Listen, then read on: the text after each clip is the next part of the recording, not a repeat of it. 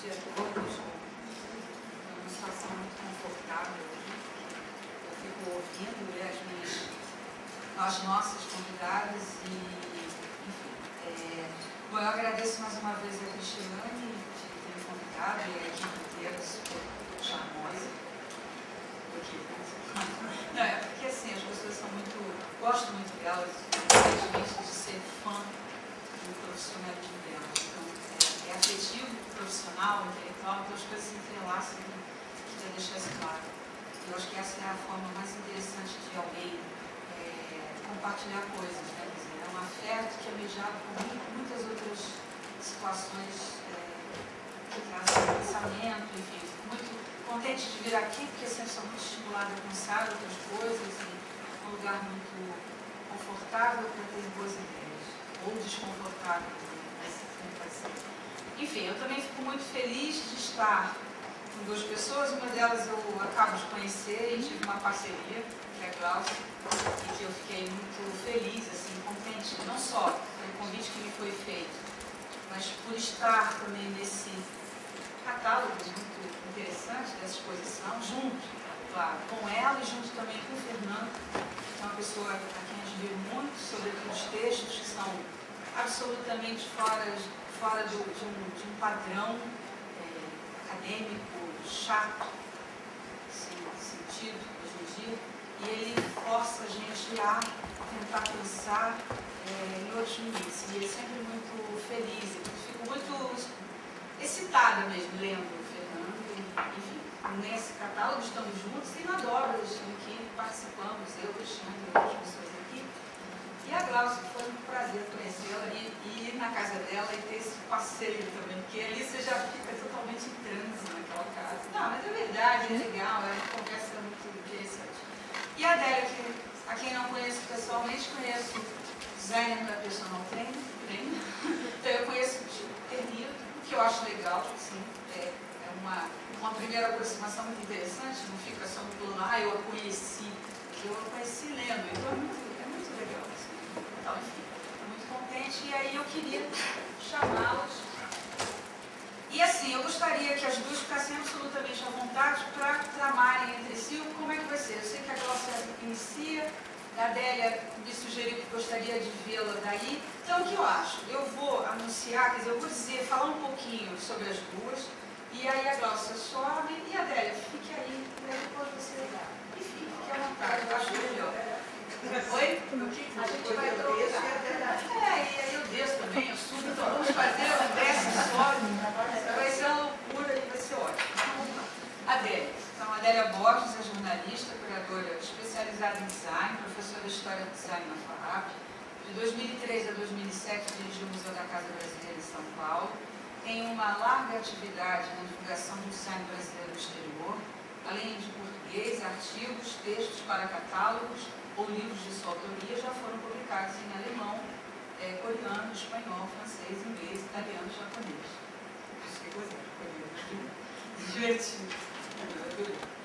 E a Glaucia, por favor, é uma produtora cultural, desenvolve 40 anos projetos culturais em várias áreas, artes visuais, cultura popular, cinema, literatura e música.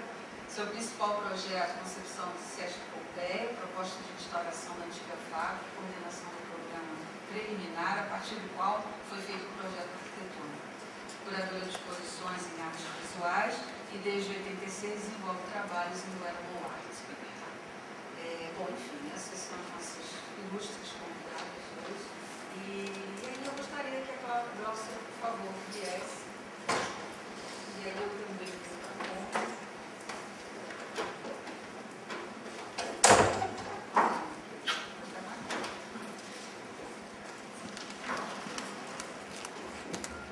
Vou ficar distante, mas porque eu vou poder ver. Obrigada. Bom dia para todos. Primeiro eu queria agradecer a Cristiane, que eu já conhecia há muito tempo atrás, pelo convite, não merecido, porque eu queria dizer para vocês o seguinte: eu gosto muito do meu trabalho, eu gosto muito do que eu faço, mas eu não sei falar sobre ele. E quando eu leio o que as pessoas escrevem, aí eu fico deslumbrada, eu sei tudo isso, mas eu realmente não sou a pessoa certa para falar do que eu faço. Eu sei fazer, mas não sei teorizar sobre o que eu faço. Então, eu até trouxe umas anotações para não me perder muito e também não atrapalhar vocês. Então, é assim. Eu vou falar hoje sobre 3 exposições que eu fiz sobre moda, roupa e moda. 2, a primeira foi em 1992, Os Modos da Moda.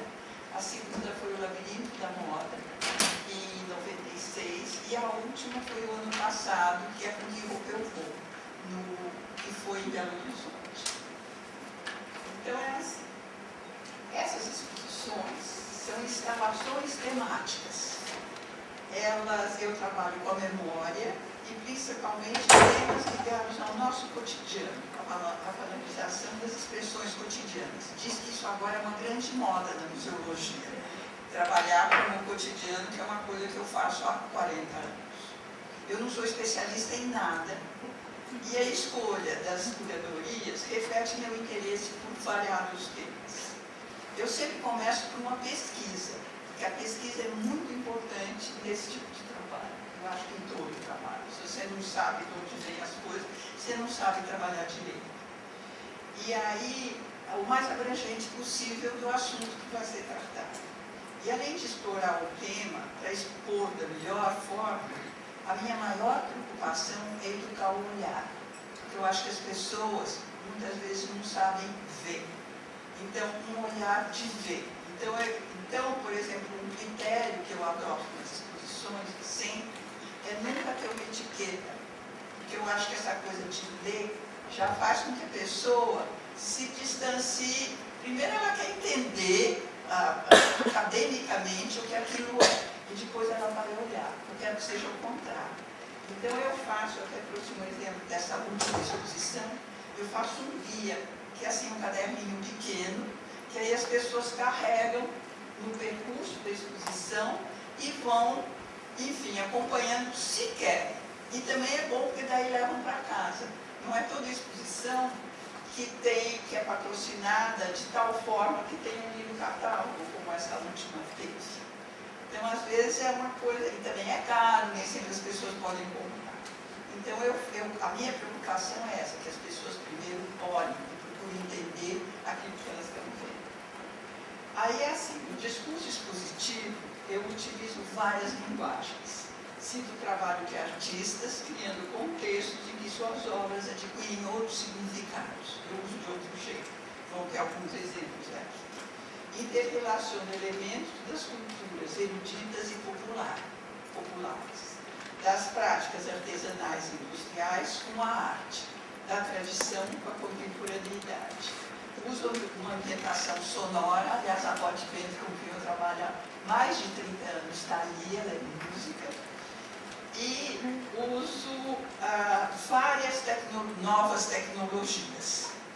E projeções, enfim, formas diferentes. E desenvolvo também uma grande preocupação, é essa, desenvolver novos suportes museológicos que sejam interativos e que estimulem a curiosidade e despertem o interesse. No fim, a exposição é o resultado do trabalho de uma super equipe afiada e afinada.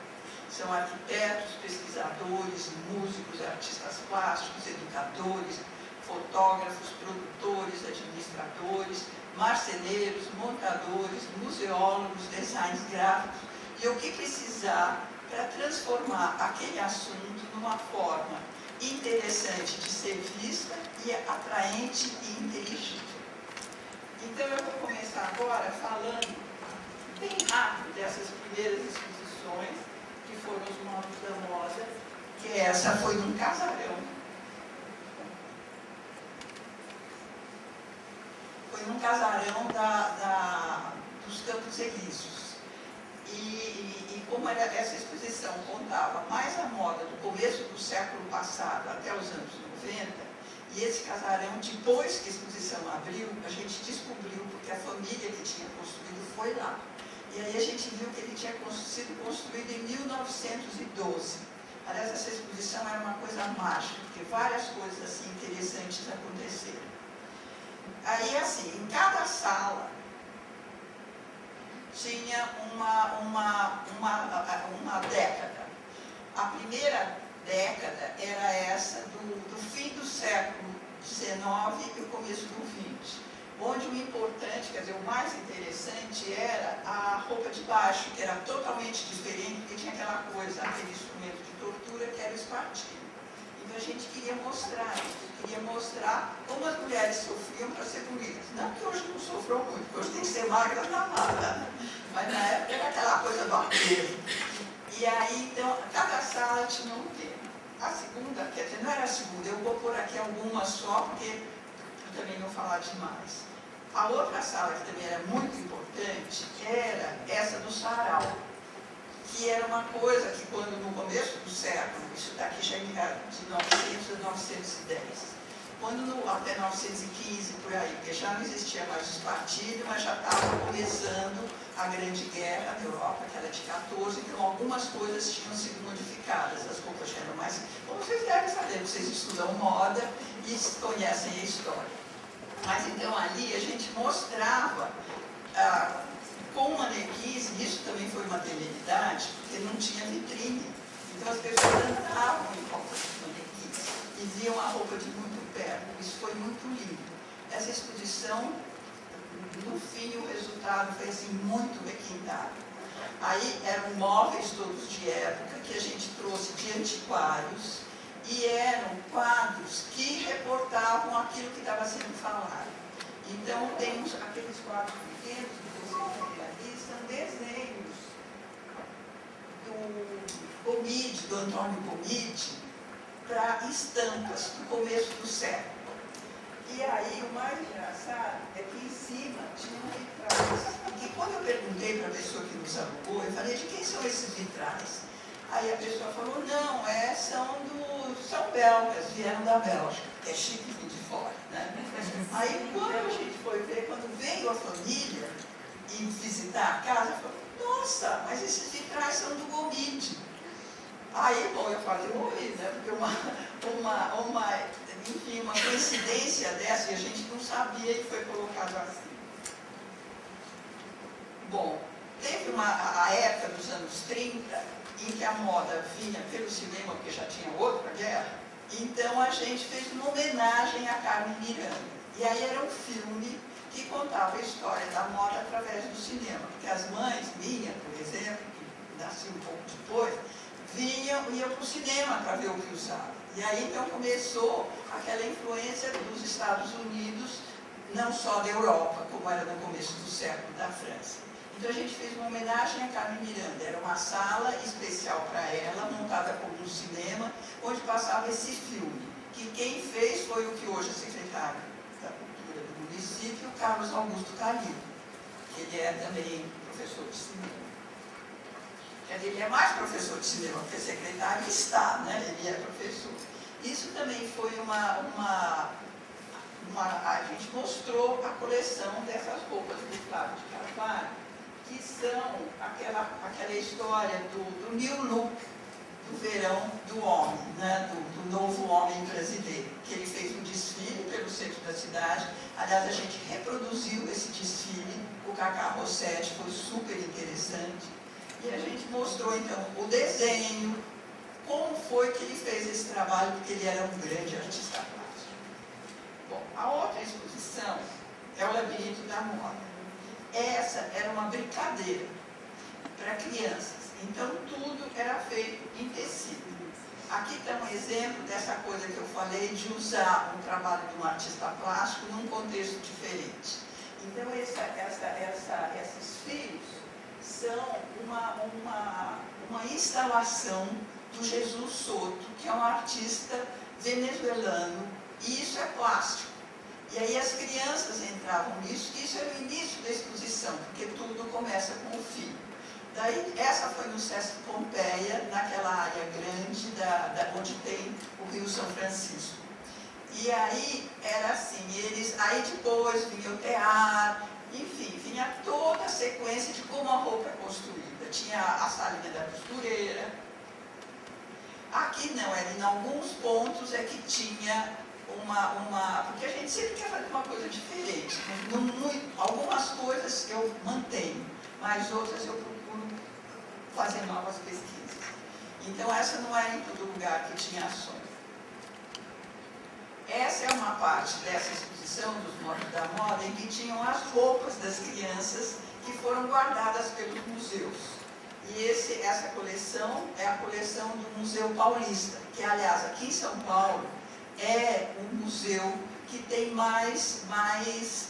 que tem uma boa coleção de roupas. Porque tem, por exemplo, vocês devem saber, mas no Rio de Janeiro tem o Museu Histórico Nacional, que tem uma linda coleção, e em Salvador tem o Instituto Feminino, que também a gente usou, não nessa exposição, muitas roupas deles. Isso era uma outra parte dessa exposição, que era assim, todas as formas como a criança vê a roupa, como ela se aproxima da roupa desde o começo da vida. Então tinha essa parte, essas bonecas, isso é da coleção de Emanuel Araújo. São bonecas de porcelana e que a gente tinha quando era criança. Eram chiquérrimas, então era proibido brincar, porque quebrava. E o que a gente brincava era com as bonecas de bruxas, das bruxas de pano, que comprava em feira, enfim. A minha avó, por exemplo, fazia bruxas para mim. E aí, a gente então tem o contraponto. Para ser rápido, então eu não coloquei várias imagens, um pouquinho só de imagem de cada coisa para ter uma ideia geral. Aí tinha um contraponto com essas bonecas, que era uma instalação muito elegante, que era uma cortina imensa com 2.000 bruxas, que a gente recolheu pelo Brasil afora. Isso aqui era um museu nessa exposição, que era assim, tudo painel de pano, e a gente reproduziu em tecido, em linho, as imagens de quadros que retratam a roupa, mas aí por artistas que tem aqui nas coleções dos museus brasileiros, do MASP, do MAN, do MAC, dos museus do Rio, dos museus de Salvador, mas aí vários artistas. Então tinha Van Gogh, tinha Renoir, como eles trabalham a roupa. E a ideia dessa exposição era mostrar, por exemplo, aquela coisa da criança que também andava infeliz e toda apertada, e que depois foi se soltando com o tempo, as roupas foram ficando confortáveis. Aí nesse museu tem essa figura, que não aparece legal, porque olha, vocês desculpem, mas essas fotos eu tirei de um vídeo que tem. Aliás, o vídeo é muito legal, quem fez foi o Cauamburgo. Mas então elas como fotos não estão funcionando muito, é só para vocês darem uma ideia do que acontecia. Então essa figura meio estranha é um guarda, que era um boneco, e que era a cópia de um dos guardinhas lá da Pompeia. Não era um guarda inglês de museu, era um guarda barrigudinho, veio com a camisa aberta. E ele falava, a Beth pôs som dele. Então as crianças chegavam perto e ele dizia, não pode tocar, cachorro não. Então tinha toda uma coisa muito lúdica, que a exposição inteira era lúdica. Isso são mais detalhes do museu. E isso é um menino tocando na obra de arte, para mostrar que lá tudo era tocado. Tinham cortinas também, que as crianças entravam pelo meio das cortinas, de zippers, de cordões, enfim, de todas as coisas usadas para comprar. Bom, agora eu vou ir para esta última, que é com que roupa eu vou, que foi a última exposição sobre moda que eu fiz, porque essa coisa que eu estou contando para você, vai para vocês, vai de 1992 até o ano passado. E aí, aquela história, realmente eu fiz várias exposições sobre vários assuntos, os mais variados possíveis, inclusive higiene, e essa, aliás, está viajando até hoje pelo interior de São Paulo, que é a história da higiene no Brasil, mas de moda, infelizmente, foram só 3, que é um assunto deslumbrante. Então, assim, essa ideia do que roupa eu vou, foi a primeira ideia que eu tive sobre exposição de roupa. Eu trabalhava no SESC, isso foi em 1983. E eu queria fazer, naquele tempo ali na Barra, a gente trabalhava junto, e nós íamos fazer uma exposição sobre roupa, que se chamava Como se vestem os brasileiros. E que era uma grande pesquisa, mas era uma exposição pelo Brasil afora, de como as pessoas se vestiam, das coisas engraçadas, das coisas chiques, enfim. Mas isso, aí nessa ocasião, o SESC era orientado por um sociólogo francês, o Geoffroy Mazetier, que era uma pessoa muito interessante. E aí eu fui conversar com ele sobre a próxima exposição que a gente estava pensando em fazer, que era essa. Aí ele me disse, mas por que você vai fazer uma coisa documental? Uma exposição tem que primeiro ser muito crítica, ainda mais roupa. É um absurdo no Brasil as pessoas ficarem reproduzindo o que acontece pelo mundo afora, porque nessa época ainda era muito assim, né? Não era como hoje, onde já existe mais uma preocupação, um estilismo mais brasileiro, se bem que ainda tem influência, mas de todo jeito é muito mais aberto do que era nesse tempo. Bom, aí o que aconteceu? Eu fui mandada embora do SESC por um problema lá político e não aconteceu a exposição. Aí a outra veio, vieram em seguida essas outras, depois eu voltei para o SESC, vieram essas duas outras que eu falei, e aí no fim dos anos 90 eu resolvi retomar essa ideia. Então, quer dizer, às vezes vocês veem que uma ideia leva mais de 20 anos para acontecer. É bem atrapalhado, né? Não é como uma coleção que vocês fazem e já põe no mercado. Então é assim, aí eu mudei o nome, porque era outra coisa, então fica essa coisa crítica, como se vestem. E a ideia é, o que uma pessoa, quando a pessoa escolhe, porque a roupa comunica. Aí eu me baseei num texto do Humberto Eco, num livro dele, que se chama Filosofia, Psicologia do Vestir, onde ele fala isso, a importância da comunicação da roupa. Aliás, ele fala de todas as comunicações. E ele fala uma coisa assim, que eu achei muito importante, até citei nessa exposição no texto, ele diz que a sociedade tem várias formas de falar. E por que a sociedade? Porque a sociedade, seja de que forma se constitui, ao constituir-se, fala. Fala porque se constitui, e constitui-se porque começa a falar. Quem não sabe ouvi-la falar, onde quer que ela fale, ainda que sem usar palavras, passa por essa sociedade às cegas. Não acontece, portanto não pode modificá-la. Então é muito importante a gente entender todos os códigos. E nessa exposição, o que eu tentei fazer foi isso. Quer dizer, na verdade, também é assim, era uma exposição que mereceria um tempo maior de preparo. No fim, foi rápido, porque foi, assim, enfim, eu tive 2 meses, no meio de uma outra que eu estava fazendo, eu tive 2 meses para fazer uma pesquisa mais aprofundada e para montar a exposição. Então, nunca acontece do melhor jeito, mas a gente procura sempre tentar fazer com que a coisa saia direito. Então, essa exposição foi assim, quem vendeu a exposição foi a Expomos, que é uma empresa que vocês não devem conhecer, porque vocês são de outra área, muito importante, uma das melhores do Brasil, na área de exposições e trabalho com museu. E só porque elas sabem vender, é claro que a Maria Inês Montovani Franco, que é a diretora, sabe vender, que a exposição saiu. Então a gente, além de tudo, ainda tem que saber vender para as coisas acontecerem. Bom, aí o contexto dessa exposição, então, é esse. Qual é o significado da roupa? Bom, primeiro, essa casa Fiat é um lugar muito estranho para a exposição, porque começa em cima, desce e aí você chega numa sala, que é cheia de colunas. Daí vocês vão ver também que a gente fez um tratamento para as colunas para não perturbarem o circuito da exposição. Então isso é assim, aquela brincadeira do lampo, porque toda a exposição eu procuro pôr uma coisa muito lúdica para envolver, principalmente porque ela é muito visitada pelas crianças, que hoje é um grande público. Aliás, aqui é até exagerado, porque no fim eles levavam criança que nem estava na idade de entender para ter número, o que também é um drama, né? Então, isso era o lambi-lambi, que é a entrada da exposição, porque eles queriam que as pessoas pudessem fotografar. Então a gente achou que deveria criar já uma forma mais engraçada das pessoas se fotografarem.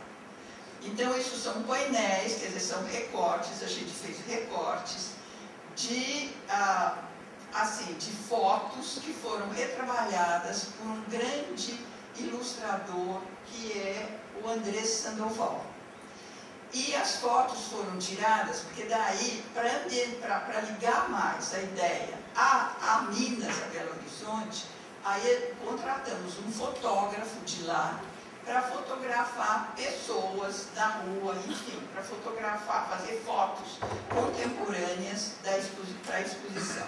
Porque hoje tem um problema, quer dizer, não é um problema, é uma realidade, que tem que a coisa do direito autoral. Você não pode, por exemplo, nos modos da moda, no labirinto, a gente usava a imagem que queria e não tinha problema nenhum, a não ser que fosse, enfim, uma coisa séria, de um museu ou de um acervo. Mas gente na rua, por exemplo, nos modos da moda, no vídeo, tem uma coisa maravilhosa. O videomaker foi pela rua fotografando as pessoas, e ficou riquíssimo.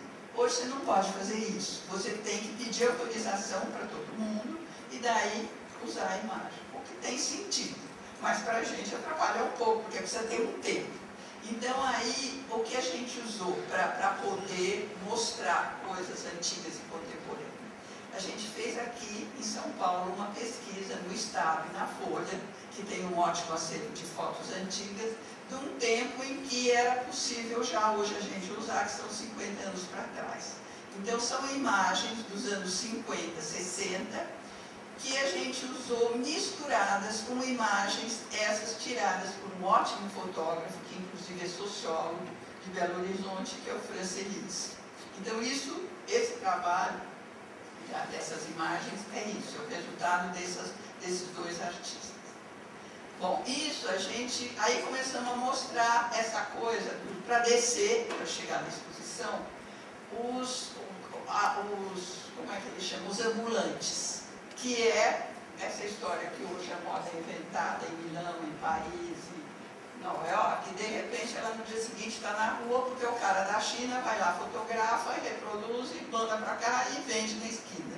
Então, as pessoas da chiquérrima, com uma roupa que comprou na Daslu, ou que trouxe de não sei aonde, e do lado tem um outro com uma roupa mais mal feita, mas que a imagem é muito parecida, porque hoje é tudo bem popularizado. Aliás, eu acho isso ótimo, né? Porque não fica mais essa coisa de aquela coisa super exclusiva, que é uma besteira. Quem quer exclusivo, que faça sua roupa, né? Então,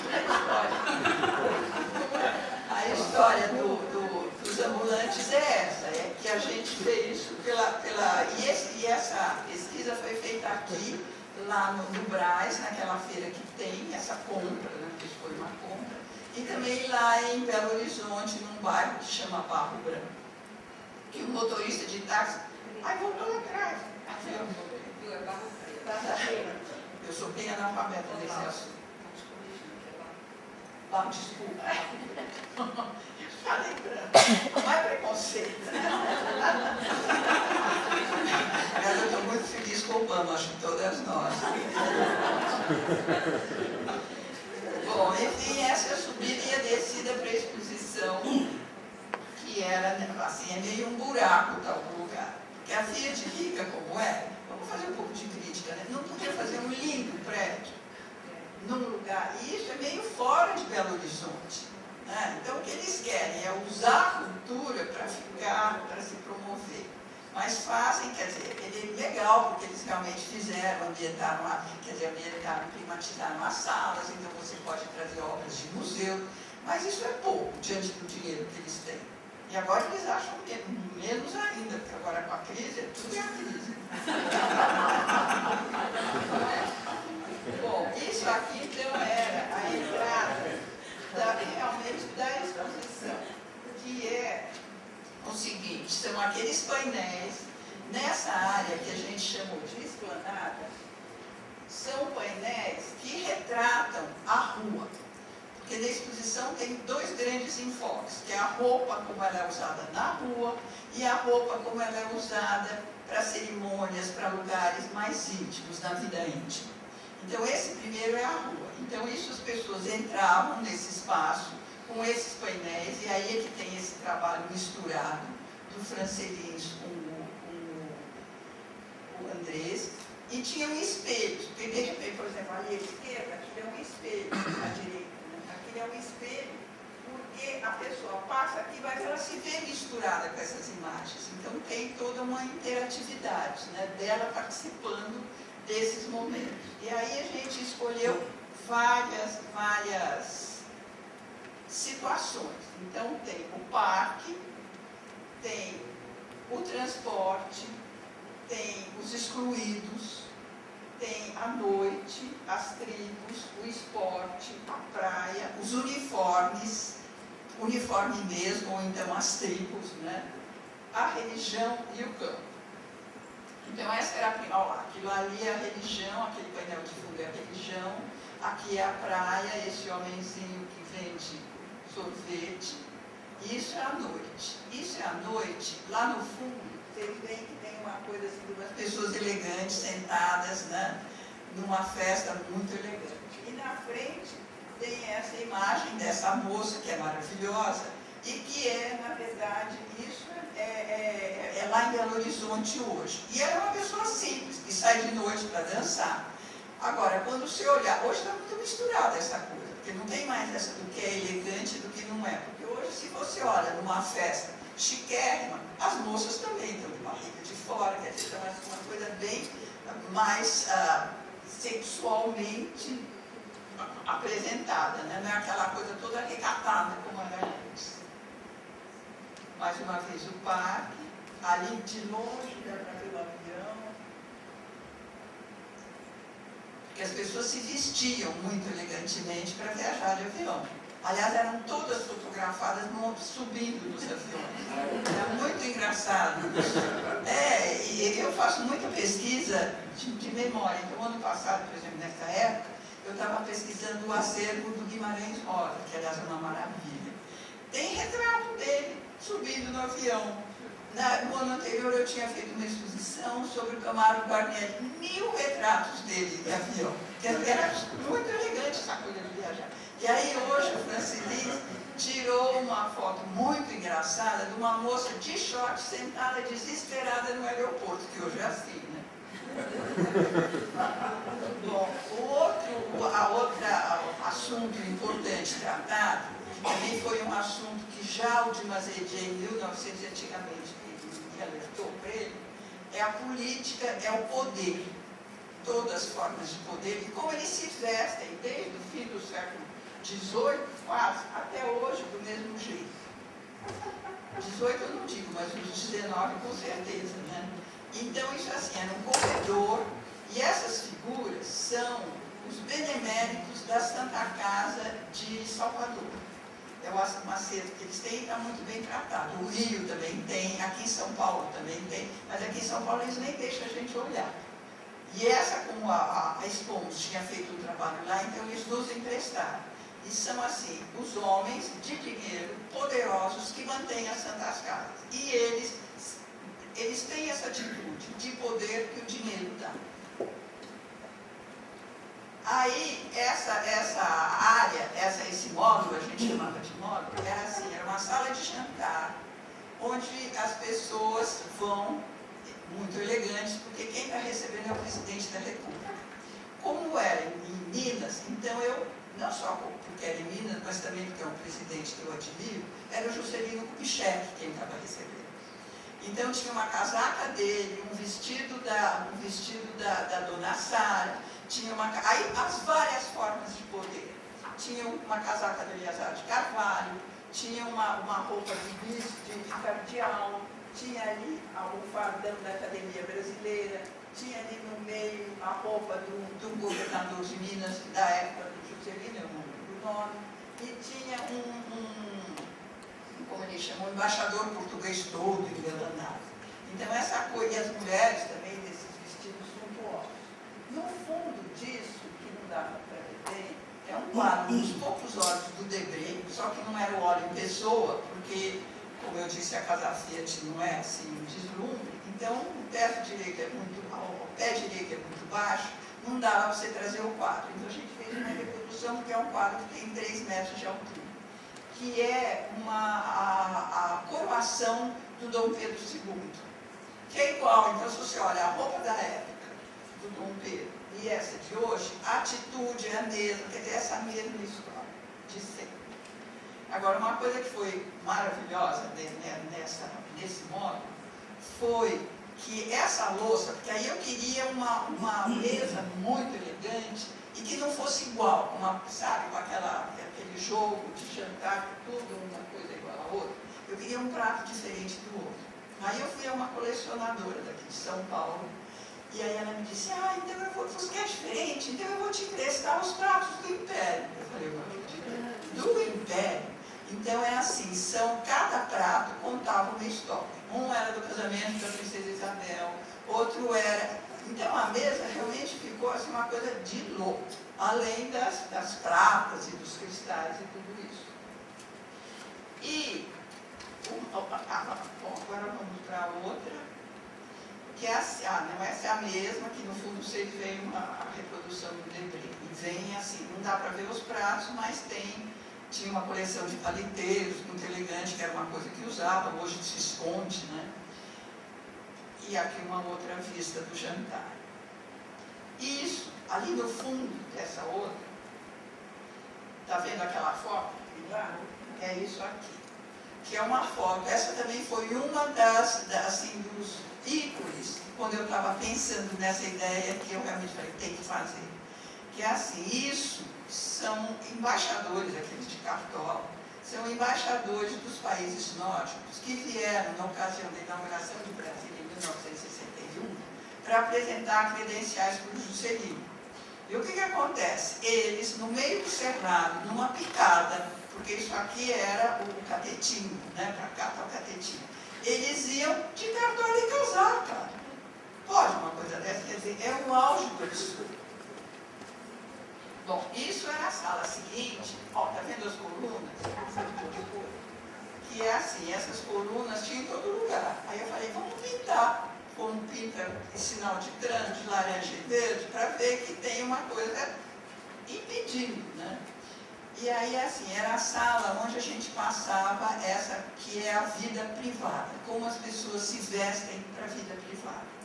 Aí foi tirado de álbuns de famílias dos nossos amigos, porque era o que a gente podia recorrer no tempo que a gente tinha. E aí a gente vestiu as cadeiras. Aliás, essa foi uma inspiração de uma artista plástica inglesa que veste as cadeiras deslumbrantemente. Eu falei, vamos copiar, porque nada combina mais com uma exposição de moda do que as cadeiras vestidas. E as pessoas achavam engraçadíssimo sentar na cadeira.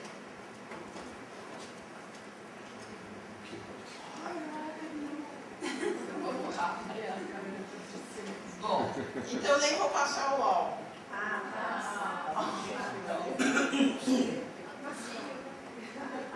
Passa. Então como faz para passar o álbum? Pode começar. A gente passa só porque aí para esse álbum foi assim, eu encomendei uma música para o Pato Fu. Porque e a Beth tinha feito para a Sala do Poder, para as salas anteriores. Agora o que eu faço até da caixinha? Já vai passar. Então, tinha feito, no começo era uma coisa poética sobre a música do Noel Rosa, porque o bonde ela usava muitos versos. Depois, na Sala do Poder, eram discursos políticos, inclusive do Juscelino, quando estava. E aqui é a música do Pato Fu para inserir Minas no contexto.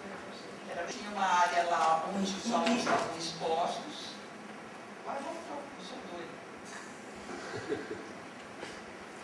E essa última parte séria da exposição, que são as artes plásticas, onde tem essa coisa de misturar o erudito com o popular, e aí são pintores brasileiros que fizeram, como eles mostram a roupa. O quadro não é especialmente sobre roupa, mas a gente escolheu dessa forma. Aquilo ali é uma instalação de um artista mineiro, que é o Cristiano Renault, que chama Camisetas. E as crianças se divertiram muito mudando a instalação, porque era a proposta do artista. Agora tem um pouco de detalhe dos quadros.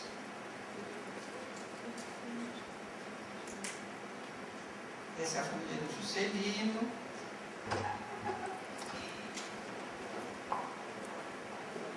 Bom, isso era a última parte da exposição, depois tem uma saída, mas isso era um brechó eletrônico, muito interessante, que era aquele brinquedo que a gente faz, que todas as gerações fizeram, daqueles cadernos, livros que são divididos em três e que a gente vai virando, mistura a perna de um com a cabeça do outro.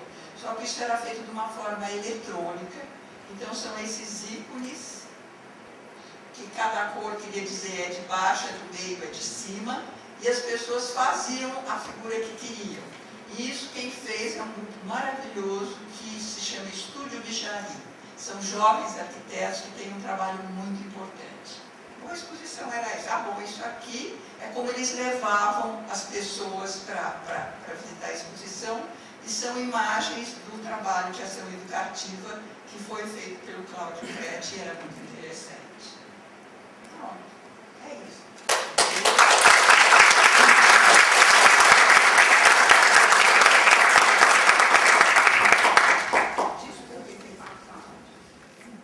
Bom dia. Em primeiro lugar, realmente eu estou muito satisfeita de estar aqui, porque é a primeira vez que eu venho como convidada para falar nesse evento, e eu gosto muito de como ele é concebido, gosto do nome, gosto do jeito com que vocês fazem. E eu achei muito interessante essa coisa de conversas transversais. Conversas é bom porque é informal, né? Não é uma aula, não é uma conversa, um bate-papo. E eu acho que a transversalidade é um tema muito importante nos dias de hoje. Eu acho que a contemporaneidade nos traz um mundo em que as fronteiras estão se diluindo. Então não dá para a gente falar de uma coisa isolada, não dá para a gente isolar um assunto e falar dele apenas, né?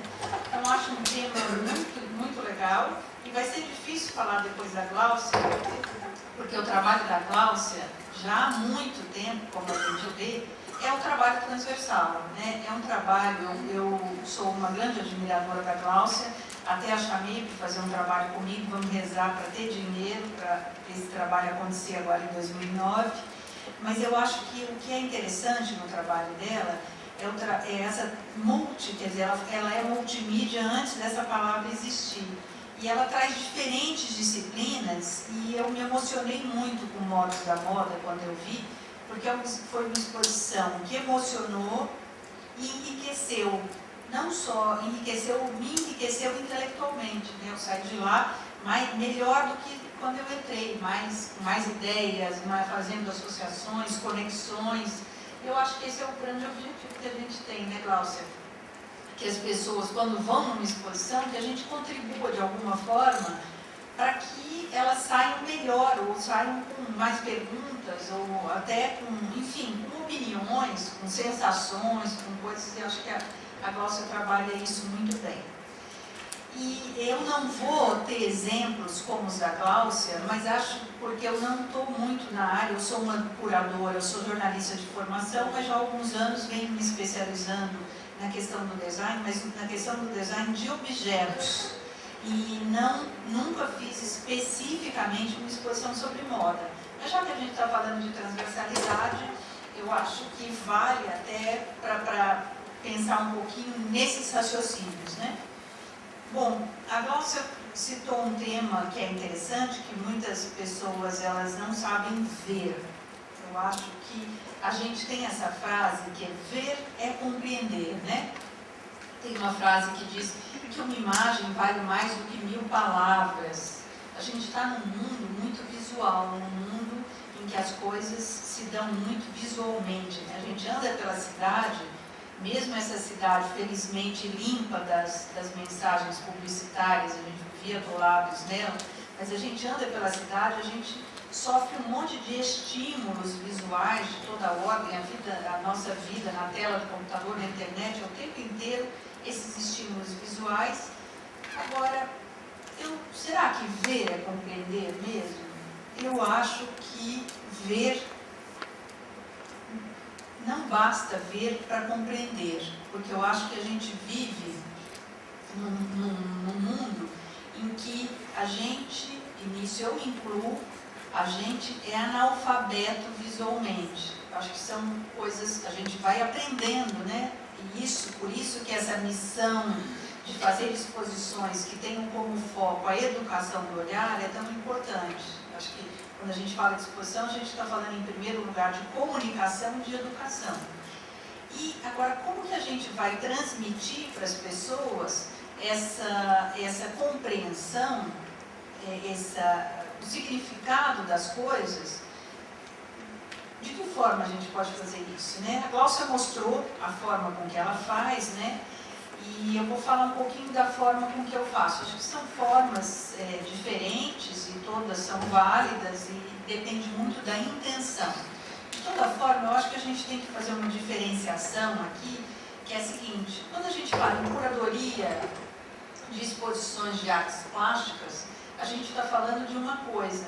Quando a gente passa para a curadoria de objetos do cotidiano, sejam eles quais forem, a gente está falando de uma coisa bem diferente.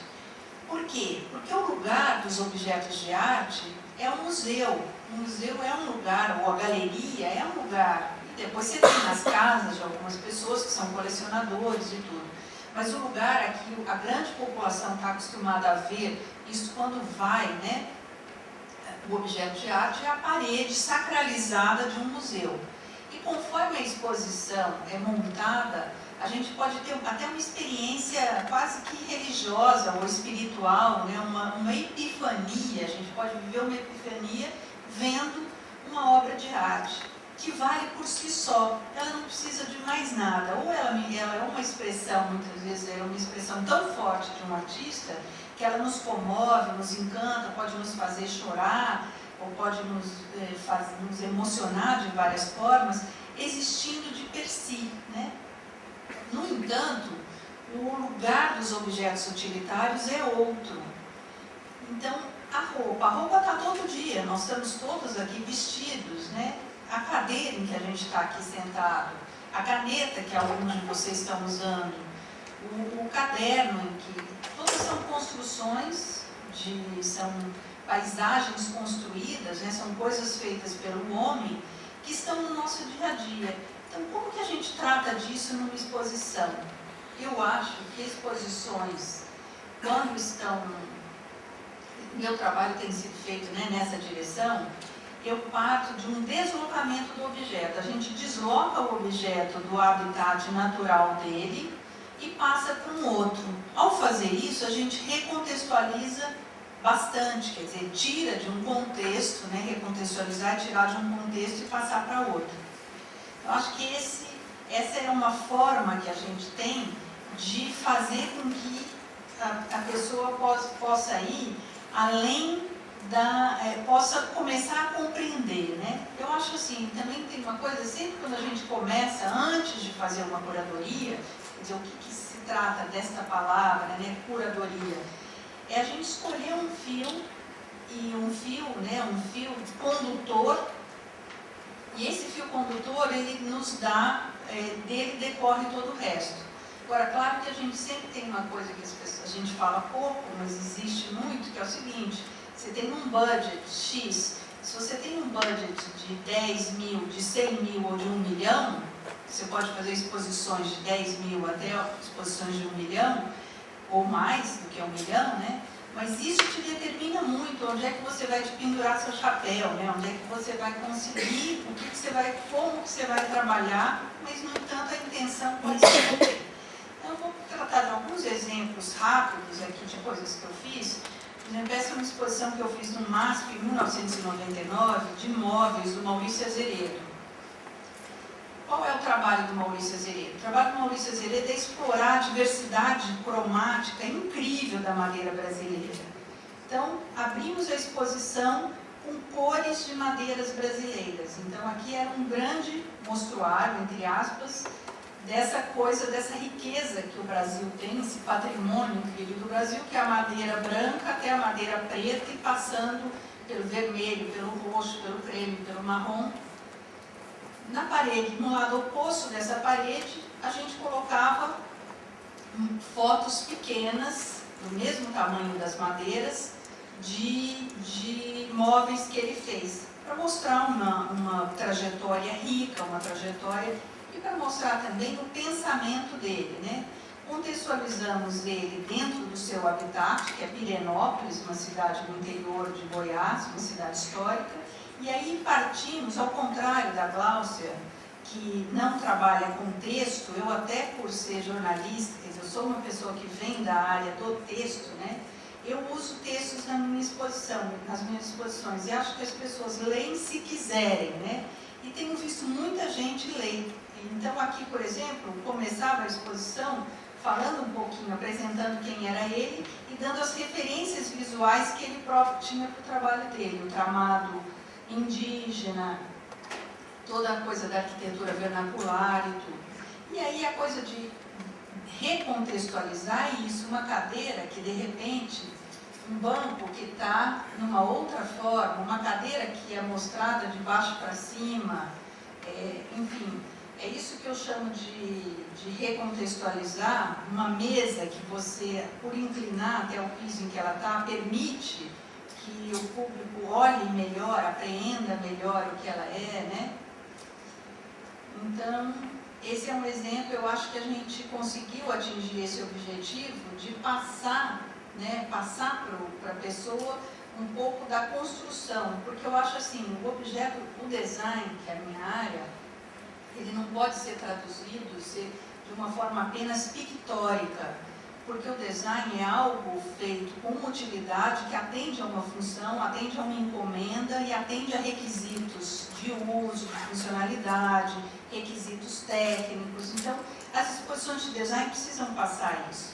Elas têm que mostrar que o designer não é um cara iluminado, que de repente a coisa vem dos céus para ele, e mostrando só o resultado, né? Mas tanto quanto possível tornar o processo transparente. Bom, essa aqui foi uma exposição que foi encomendada quando foi aberto o Museu Oscar Niemeyer em Curitiba. O Jaime Lerner, que já tinha visto, que era o governador, já tinha visto exposições minhas sobre cadeiras, me pediu uma exposição sobre esse tema. Eu já estava muito cansada desse tema, para falar a verdade, porque eu já tinha feito em 2 exposições. Mas aí, aqui a intenção, ele insistiu, né? Então eu fiz uma exposição que contou um século, o século XX, né? As cadeiras, o design brasileiro de cadeiras no século XX. Então era uma forma de contar um pouco a história do design brasileiro no século XX através das cadeiras. Só que aí eu fiz uma coisa que foi bem interessante, e aqui elas tinham pequenos textos de 5 linhas falando quem era essa pessoa. Bom, essa é a cadeira patente, a primeira cadeira industrializada no país, feita pelo fulano de tal, pelo Carreiro em Araraquara, enfim, era uma coisa bem pontual. E aqui eu trabalhei com um grande painel de 60 metros de comprimento, em que a gente explorava a questão da função, porque eu acho que o objeto é decorrência de uma função. Então era bem interessante, porque aí eu fui atrás da música, das pessoas que sentam sem cadeiras, né? Que essa índia Yanomami amamentando agachada, das várias formas de sentar, os bancos, o banco do leite, da pessoa que tira leite, o banco do camelô encontrado aqui em São Paulo, enfim. E fui trabalhando, né, a cadeira, desde o significado da cadeira no dicionário, até o Papa sentado na sua cadeira, que é a Santa Sé, Sé vem de sedere, de sentar, enfim, o pensador do Rodin sentado sobre uma pedra. Isso a gente foi, então, questionando e fazendo as pessoas pensarem sobre o ato de sentar, os jeitos que a gente senta para coisas diferentes, para momentos diferentes. Foi bem interessante. Então, foi uma aproximação quase que antropológica do assunto. E até eu terminava a exposição com uma coisa desvalorizando o ato, desvalorizando o tema da própria exposição, que era a cadeira, mostrando como as pessoas não precisam de cadeira para sentar, como esses aqui, esses candangos de Brasília, de cócoras, e terminando com uma frase que questionava. Então, foi essa intenção de fazer as pessoas pensarem, né? O Marcel Breuer, que foi um grande designer de cadeiras, que em 25 fez aquela cadeira Vassili de tubos de aço, uma cadeira muito importante na história do design, ele tinha uma frase que eu acho que é premonitória, que fala: um dia, quem sabe, nos sentaremos sobre cadeiras de ar sólido. Então, essa ideia de fazer as pessoas pensarem, né? Será que o objeto vai desaparecer? A gente está vivendo uma fase de minimalismo. Será que as coisas vão se desmaterializar, né?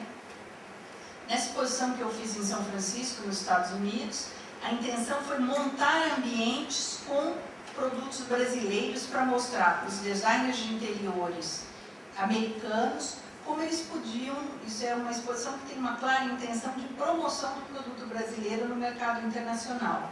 Isso eu fiz convidando pessoas para montarem ambientes usando só coisas projetadas e produzidas no Brasil. Esse aqui é um ambiente de uma grande arquiteta. Eu faço as curadorias, não faço o design expositivo. Realmente, exposição é uma coisa que envolve uma equipe muito grande. E eu tenho trabalhado com diferentes designers. Aquela primeira do Maurício Azeredo foi feita com Pedro Mendes da Rocha. A segunda que eu mostrei foi feita com Marcelo Ferraz, enfim. E essa aqui foi feita com a Janete Costa, que faleceu há pouco, foi uma grande designer brasileira, inclusive uma designer expositiva. E, enfim. Voltando ao tema do sentar, o governo MINC, o Ministério da Cultura, me pediu uma exposição para apresentar no Ano Brasil na França.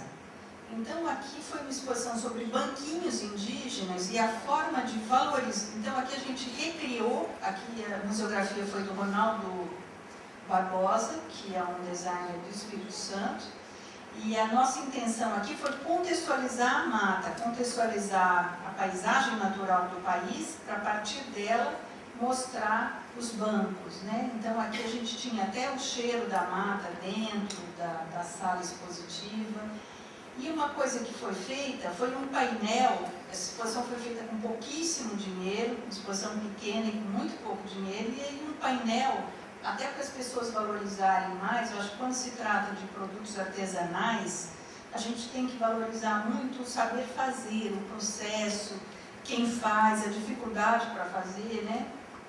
E aqui, por exemplo, então a gente tinha o processo de fazer os bancos, mostrando o que eu acho que valoriza muito. Sempre que a gente pode mostrar um processo de trabalho, eu acho que é interessante, eu acho que valoriza, principalmente para quem, ao olhar, não imagina. Enfim, eu acho que sempre enriquece você mostrar como demoram-se, às vezes, meses para você produzir um objeto e como é que ele é feito, né?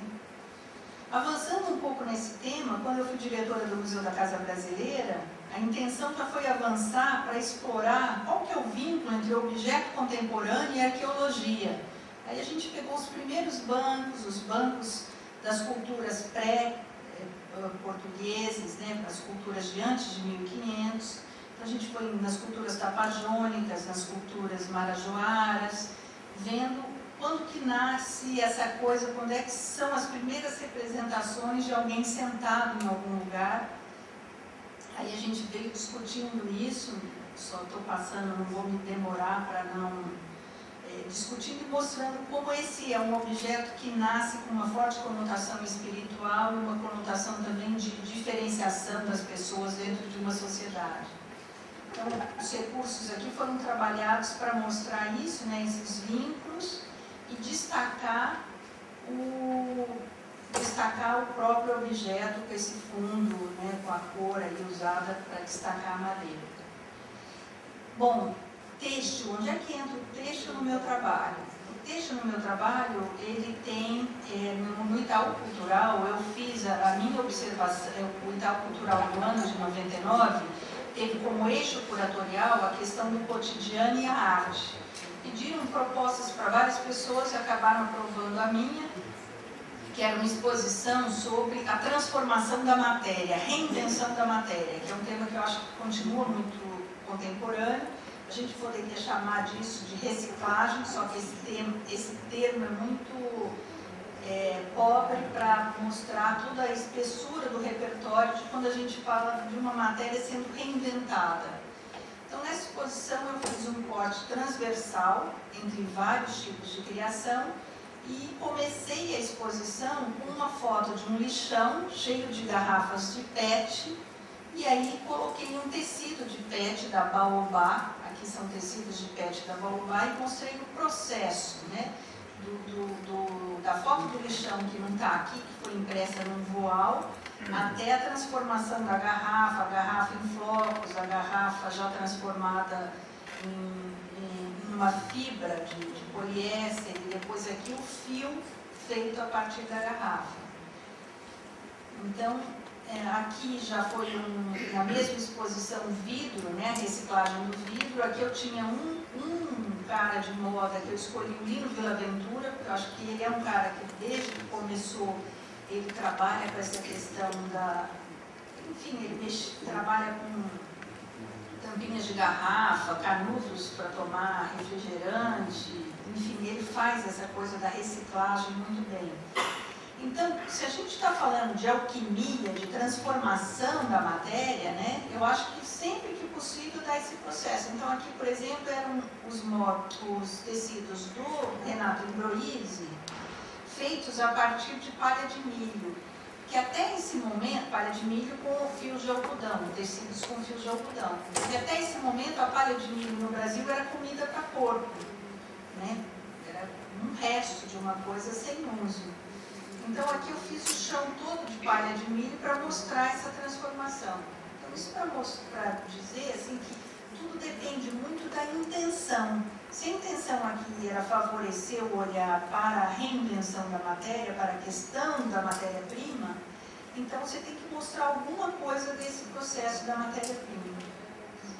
No Museu da Casa Brasileira, quando eu entrei, eu voltei ao Renato Ambroisi, que é o último aqui dessa exposição. A exposição tinha Irmãos Campana, tinha design popular, design das ruas, tinha Nido Campo Longo, com os tecidos fantásticos de papel, mas eu não tenho essas fotos, enfim, era uma exposição com coisas bem variadas.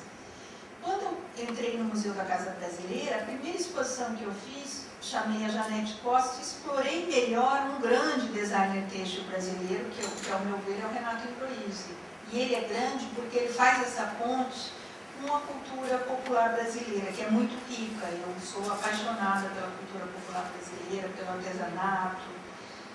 E essa exposição foi muito linda, porque, e aqui o uso, a forma que a gente teve de contextualizar foi colocar as fotos. Foi uma exposição feita, pra vocês terem uma ideia, a exposição inteira aqui custou uns 15 mil reais, o que é nada, né, enfim, muito difícil. Ela teve vários problemas, mas ela foi uma exposição que levou as pessoas a descobrirem esse universo do têxtil, dos materiais, sob o ponto de vista desse criador, do Renato Ambroisi, pegando apenas experiências que ele fez em Minas Gerais. Por isso a exposição se chamava Meninas Gerais, Gerais com E, na monografia do Guimarães Rosa. Quando a gente fala de têxtil, a gente está falando de superfície, né? Então aqui eu fiz um outro exemplo, como é que a gente pode mostrar uma superfície. Eu fiz uma exposição sobre ladrilhos hidráulicos. E aqui a cenografia foi do Arão, e aqui chamamos um curador, o Lúcio Gomes Machado. E para mostrar essa beleza desse piso popular brasileiro que está desaparecendo, agora tem gente trazendo ele à tona, a gente trouxe também um pouco do processo, que são os moldes, né, com que os ladrilhos hidráulicos são feitos. Vocês devem conhecer ladrilho hidráulico, né, é um ladrilho feito ainda manualmente, e acho que é o primeiro produto customizado que a gente tem na história da produção dos objetos. Hoje essa palavra está tão na moda, né? Customizado, o ladrilho hidráulico é isso. Bom, fiz também uma exposição sobre a chita na moda. Essa exposição teve a curadoria do Dudu Bertolini, atendeu plenamente ao seu objetivo, que foi valorizar esse tecido tão brasileiro. Fiz uma exposição de algumas coisas que tinham a ver com têxtil, como essa aqui do design britânico, e aqui a gente teve coisas fantásticas de um grupo de designers jovens britânicos, né? Bom, então, de exposição nas quais eu tenha trabalhado são essas, e aí uma que estava há pouco no museu, que na verdade acabou ontem, foi a exposição do Prêmio Museu da Casa Brasileira em 2008. Eu não estou mais no museu, né? Voltei a ser uma curadora independente de design. No momento até estou preparando uma exposição para o próprio MAN, que abre dia 2 de abril, e é sobre design brasileiro hoje, fronteiras, onde vai entrar moda e vão entrar têxteis, entre outras coisas, né? Mas tinha esse trabalho muito interessante de design têxtil desse cara que mora no Rio, Carol Pitcher, que eu achei fantástico, não sei se vocês viram. E uma das coisas mais bonitas que eu vi recentemente é uma exposição no Paço Imperial, no Rio de Janeiro. Está com uma exposição sobre o Burle Marx. Se vocês forem ao Rio, eu recomendo ir.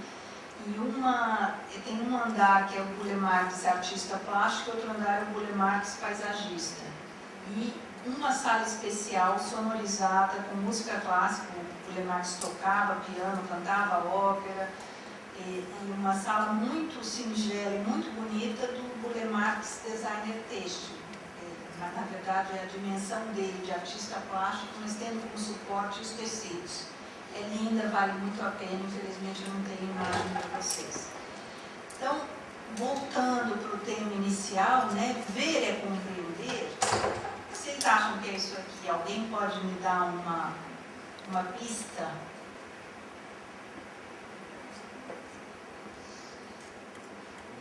Isso são os neurônios cerebrais.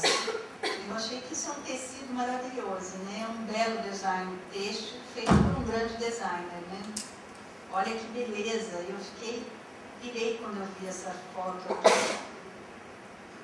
Ele é um experimento que é uma coisa de diferenciar pela cor os vários neurônios que a gente tem. E eu achei incrível, queria depois pensar nisso, como é que o têxtil, né, como é que é essa coisa da trama da vida, como é que a gente trama. O têxtil tem a ver com muita coisa, né, a gente tramar algo, a gente entrelaçar coisas. Enfim, eu achei que era uma imagem inspiradora para terminar essa minha conversa com vocês, né, e aí o que eu queria dizer é que eu acho que coisas desse tipo, zigue-zague, é uma coisa muito boa, porque eu acho que para compreender, eu acho que ver é muito importante para compreender, mas ler também é muito importante para compreender. Escrever é muito importante. Todo mundo, eu dou aula de história do design, eu peço para as pessoas escreverem. E os designers, em geral, falam, mas para que eu vou escrever? Eu vou ser designer, eu vou me manifestar de outra forma, de outra mídia. Eu falo, não, escreva.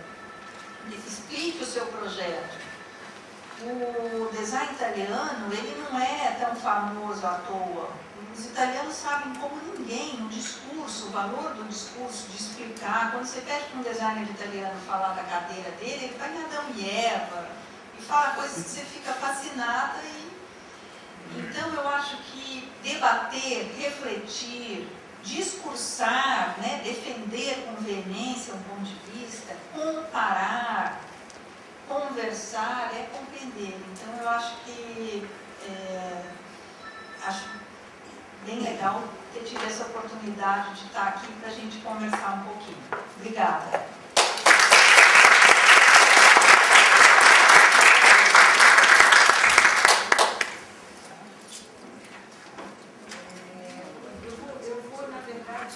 Falar bem pouco, porque eu acho que a partir da sua proposta de conversar, acho que esse é o momento mais interessante, que é quando a gente pode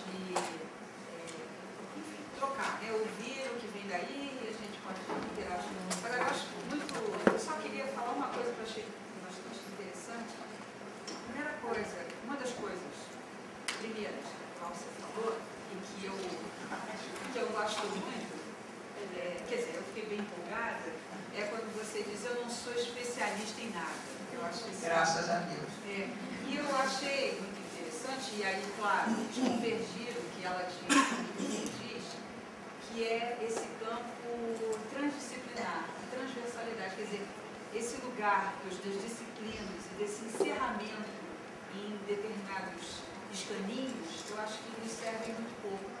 E eu acho, assim, aproveito vocês duas, todo mundo aqui, para dizer que a questão do design é exatamente isso. Acho que há um temor muito grande que ele se dilua, porque ele é um bombardeado o tempo inteiro por várias disciplinas, que o faz, eu acho, tornar ele até muito mais expansivo, expressivo. E eu acho isso interessante, acho que o seu trabalho vem nessa direção, o seu nome.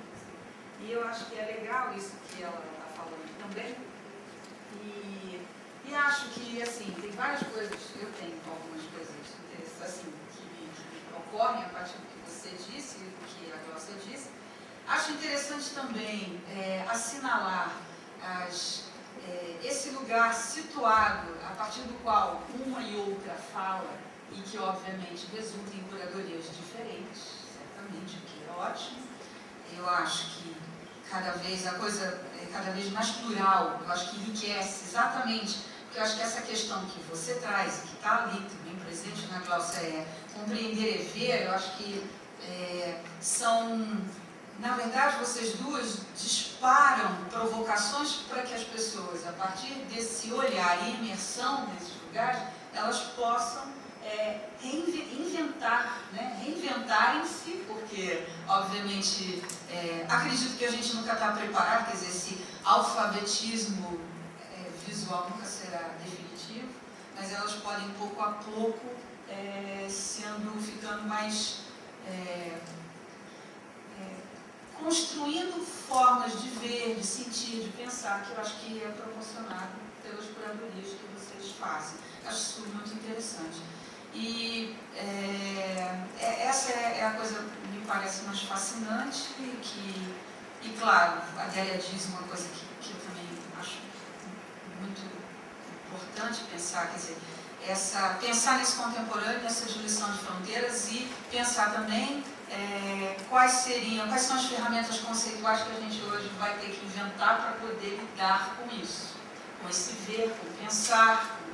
Eu acho que essa é uma grande questão e que é um desafio para todo mundo.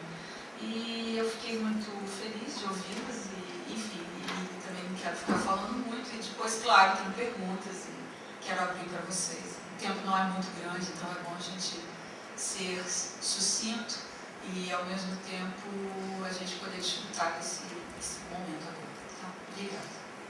Então, quem? Fala, Denise.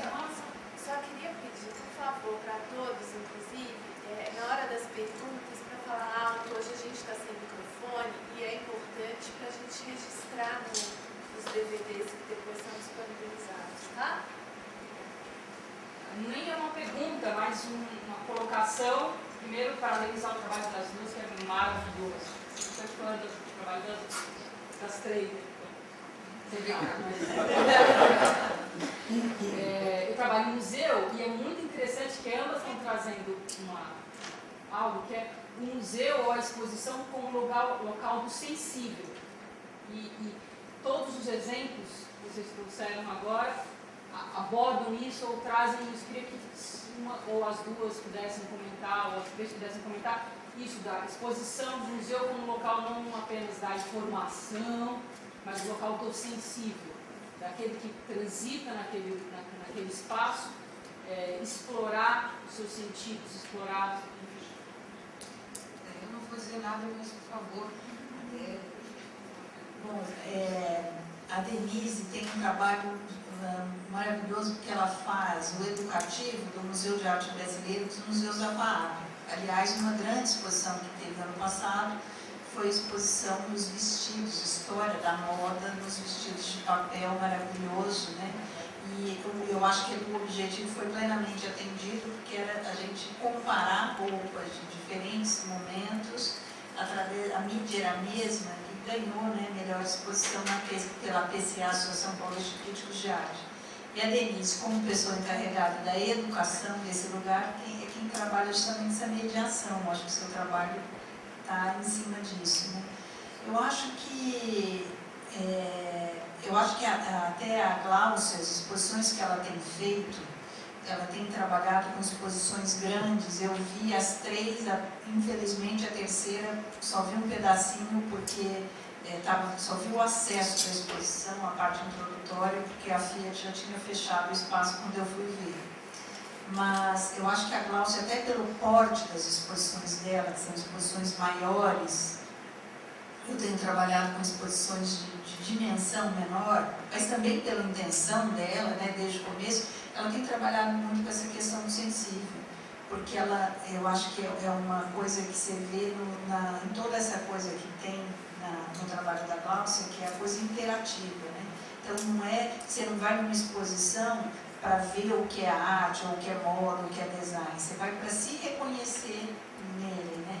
eu tenho procurado fazer isso sem tantos recursos quanto os que ela vem trabalhando, mas chegaremos lá, com certeza, vamos trabalhando, né, para isso. Mas o que eu tenho trabalhado muito, parte muito de uma concepção assim, de que o criativo não é o outro, é o outro também, mas eu também posso ser. Né? A cultura não é a cultura que está lá e eu não tenho cultura, só porque eu sou lá do sul de Minas, de pais semi-analfabetos, eu sou inculta. Não, a minha cultura é diferente. Posso não ter essa cultura, essa cultura da civilização ocidental. Quer dizer, saiu ontem no Mais um texto super interessante falando sobre a cultura indígena, inclusive o requinte da poesia dos índios Marubo, como a gente não reconhece isso e fica nos paradigmas europeus. É o que o Dimas Didier falava na década de 80, aqui um francês, né, um sociólogo do lazer francês, falando, acho que felizmente por várias coisas a gente culturalmente vem caindo a ficha de que não, que a gente tem cultura, que a gente pode trabalhar a nossa própria cultura em tudo que a gente cria. E tem gente que cria roupa, tem gente que cria cadeira, e eu acho que nós aqui somos criadores de exposições, né? Mas acho que na hora em que a gente encara isso como uma atividade criativa, a gente também está querendo reconhecer no outro, e daí vem a coisa do sensível, despertar no outro a sua autopercepção como um ser criativo. Pode ser mais ou menos, pode ter tido mais oportunidades ou menos de experimentar. E aí nas exposições da Cláudia ela dá essa oportunidade, né? Você vai lá, você mexe tudo com a coisa, você cria coisas. Eu acho que isso faz uma diferença grande. Eu concordo, agradeço que você fala das minhas exposições. Mas o que eu acho muito importante nessa coisa de você fazer uma ligação da exposição com o público é a ação educativa, que é muito importante, né? Então, eu acho que, por exemplo, essa coisa de só trazer escolas ou trazer grupos de adultos que não tenham uma coisa de fazer um trabalho. Eu acho muito importante fazer um trabalho. Tanto como a Adélia falou, eu realmente trabalhei muitos anos no SESC, que tem muito dinheiro. Então, eu fazia exposições realmente imensas e caras. Então, além da exposição, eu fazia essa coisa de oficinas ligada ao tema da exposição.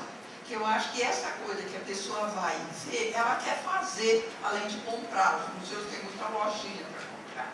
Eu acho que seria legal ter oficinas, como vocês têm aqui à tarde, para as pessoas experimentarem de fazer coisas, de colocar sua criatividade.